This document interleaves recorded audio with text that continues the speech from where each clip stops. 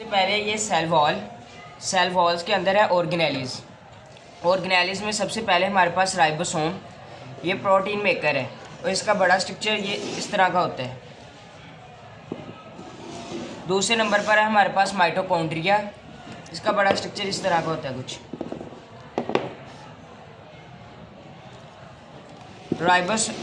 Mitochondria के बाद हमारे पास एंडोप्लाज्मिक रेटिकुलम, ये जो न्यूक्लियस के साथ जुड़ा होता है। जो साइड इसके न्यूक्लियस के साथ जुड़ी होती है वो होती है रफ एंडोप्लाज्मिक रेटिकुलम और दूसरी साइड होती है smooth endoplasmic reticulum. Rough endoplasmic reticulum इसे इसलिए कहते हैं क्योंकि इसके साथ राइबोसोम्स अटैच होते हैं और स्मूथ एंडोप्लाज्मिक में राइबोसोम्स अटैच नहीं होते। फिर है हमारे पास गोल्गी अपरेटस। गोल्गी अपरेटस का काम है वेस्ट प्रोडक्ट्स को या सेल से बाहर निकालना। लाइसोसोम में वेस्ट मटेरियल्स बना के ये सेल से बाहर निकालती हैं। अगला है हमारे पास सेंट्रोसोम। ये हमारे पास सेंट्रोसोम, ये इसके साथ है स्पिंडल फाइबर्स। ये हमारे पास सेंट्रोसोम, इस एक साइड से न्यूट्रिएंट सेंटर होते हैं, दूसरी साइड से स्पिंडल फाइबर्स की फॉर्मेशन होती है। आगे हमारे पास प्लास्टिड, ये सिर्फ प्लांट सेल्स में होता है। जो क्लोरोफिल, यहाँ फोटोसेंसिस होती है। क्लोरोफिल का मॉलिक्यूल पे जब लाइट पड़ती है तो फोटोसेंसिस का अमल यहाँ होता है। ये ग्रीन कलर देता है प्लांट्स को। आज हम शुरू करेंगे माइटोसिस। माइटोसिस में सबसे पहले इंटरफेस के दौरान न्यूक्लियस के अंदर जो थ्रेड लाइक मटेरियल्स होते हैं उनकी डुप्लीकेशन होती है। डुप्लीकेशन या replication of DNA in the nucleus. ये जब डुप्लीकेशन होती है तो ये जेनेटिक मटेरियल जो इसके अंदर है वो डबल हो जाता है और जब वो डबल होता है तो वो अपने आप को फट जाता है। जब न्यूक्लियर इन्वेलप तो वो अपने आप को मेटाफेज प्लेट के अलोंग अरेंज कर लेता है।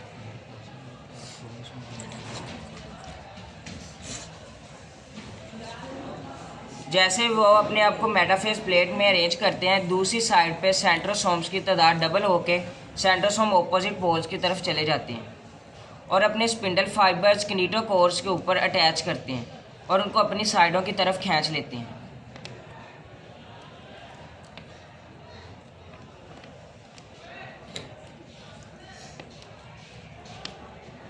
और उनके ऊपर न्यूक्लियर इन्वेलप बन जाती है।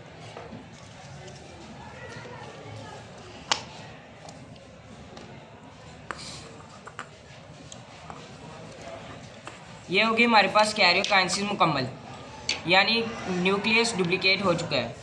अब हमारे होगी साइटोकाइनेसिस। साइटोप्लाज्म। सबसे पहले सेल वॉल और न्यूक्लियर मेम्ब्रेन के दरमियान जो लिक्विड पोर्शन है उसे कहते हैं साइटोप्लाज्म। उसमें ये सारी ऑर्गेनेलिज तैर रही होती हैं। अब इनकी डुप्लीकेशन होगी। सबसे पहले माइटोकॉन्ड्रिया 1 से 2 हुए, गोल्गी अपरेटस 1 से 2 हुए, एंडोप्लाज्मिक रेटिकुलम 1 से 2 हुए और वैक्यूल 1 से 2 हुए, प्लास्टिड भी 1 से 2 हुए, राइबोसोम्स भी 1 से 2 हुए। बस अब जैसे ये डिवीजन मुकम्मल होगी साइटोकाइनेसिस, सेल अपने आप को क्लेविज फोड़ों के ज़रिए पिंच करना शुरू कर देगा और 2 हिस्सों में डिवाइड हो जाएगा। एक पेरेंट सेल 2 डॉटर सेल्स में डिवाइड हो जाएगा और क्रोमोसोम की तादाद दोनों में एक जैसी ही होगी।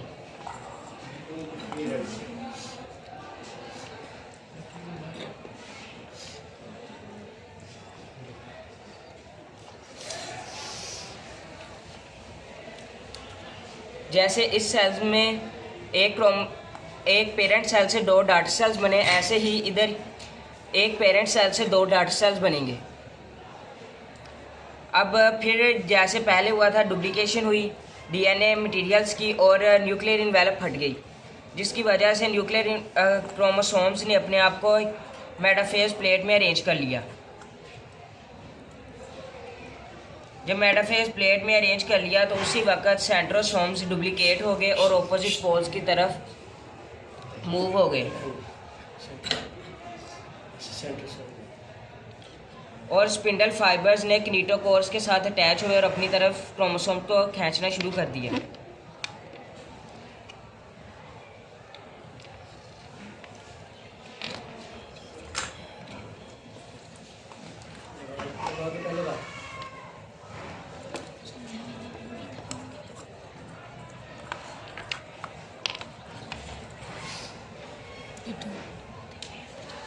अब कैरियोकाइनेसिस मुकम्मल हो चुकी है।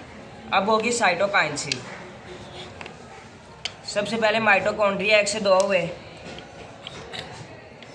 रेंडोप्लाज्मिक रेटिकुलम 1 से 2 हुए, गोल्गी अपरेटस 1 से 2 हुए, प्लास्टिड 1 से 2 हुए, वैक्यूल 1 से 2 हुए और राइबोसोम्स 1 से 2 हुए। फिर क्लेवेज फोरो अकर हुई और उसने सेल्स को पिंच करना शुरू कर दिया मिडल से और सेल्स को 2 हिस्सों में डिवाइड कर दिया। एक डॉटर सेल से, एक पेरेंट सेल से 2 डॉटर सेल्स बन गए जिनमें क्रोमोसोम की तादाद एक जैसी है, पेरेंट सेल जैसी। दूसरे को ये सिमिलर प्रोसेस होगा उसके साथ, सिमिलर प्रोसेस होगा इसके साथ जैसा कि इधर वाली साइड पे हुआ था। डीएनए की डुप्लीकेशन हुई और न्यूक्लियर इन्वेलप हट गई जो और क्रोमोसोम ने अपने आप को लॉन्ग इक्वेटर मेटाफेज प्लेट में अरेंज कर लिया। सेंट्रोसोम चलाओ, सेंट्रोसोम 1 से 2 हुए, सेंट्रोसोम 1 से 2 हुए और अपोजिट पोल की तरफ चले गए। स्पिंडल फाइबर्स आके क्रोमोसोम के साथ अटैच हुए और उन्हें अपनी तरफ खींचना शुरू कर दिया।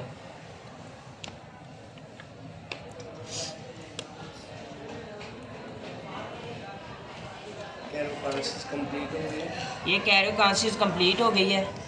एक पेरेंट न्यूक्लियाई 2 डॉटर न्यूक्लियाई में कन्वर्ट हो गया। एक पेरेंट न्यूक्लियाई 2 डॉटर न्यूक्लियाई में कन्वर्ट हो चुका है। अब होगी साइटोकाइनेसिस। साइटोकाइनेसिस में सबसे पहले एंडोप्लाज्मिक रेटिकुलम 1 से 2 हुए, गोल्गी अपरेटस 1 से 2 हुए, वैक्यूल 1 से 2 हुए, प्लास्टिड 1 से 2 हुए और माइटोकॉन्ड्रिया 1 से 2 हुए और राइबोसोम्स 1 से 2 हुए। क्लेवेज फोरो फिर अकर हुई और उसने सेल्स को डिवाइड करना शुरू कर दिया।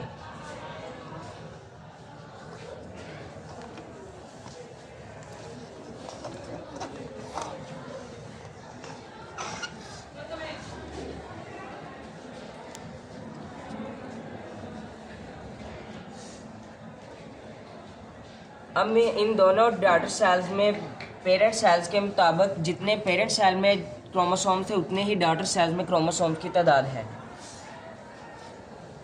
ये अब हमारी माइटोसिस मुकम्मल हो चुकी है। क्लैपिंग बेटा।